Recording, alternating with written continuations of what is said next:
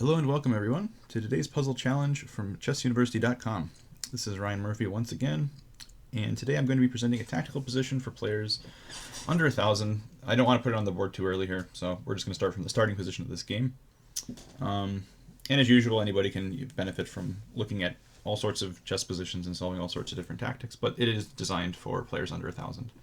So the position we're going to look at is coming from this game played in the Boardwalk Pearson IM tournament of this year. And we're looking at it from Black's perspective because the tactic I want to show in a moment is going to be for Black to play and win.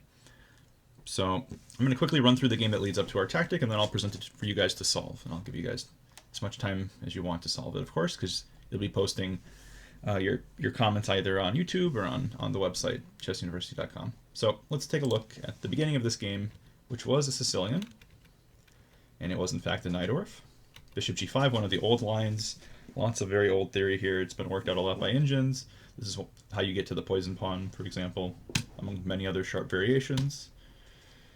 h6 this is a very sensible move, trying to challenge the pin. There's even some positions where Black's going to play the move g5 with the bishop on h4 and try to win the e5 square, but that's a different talk for a different day.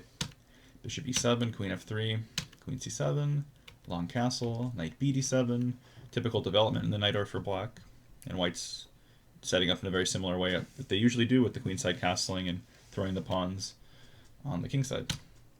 Bishop e2, b5, takes e5, bishop b7 hitting the queen, queen g3 attacking on g7. Now Black has two things to deal with, the knight on f6, which is loose, and the g7 pawn. So pawn takes pawn, pawn takes pawn, knight d5, which gets into quite a bit of trouble. But what else? What else can you do here? Knight d5, and now White has a very nice move, which they played. Knight takes e6, opening up Black's king, which is stuck in the center.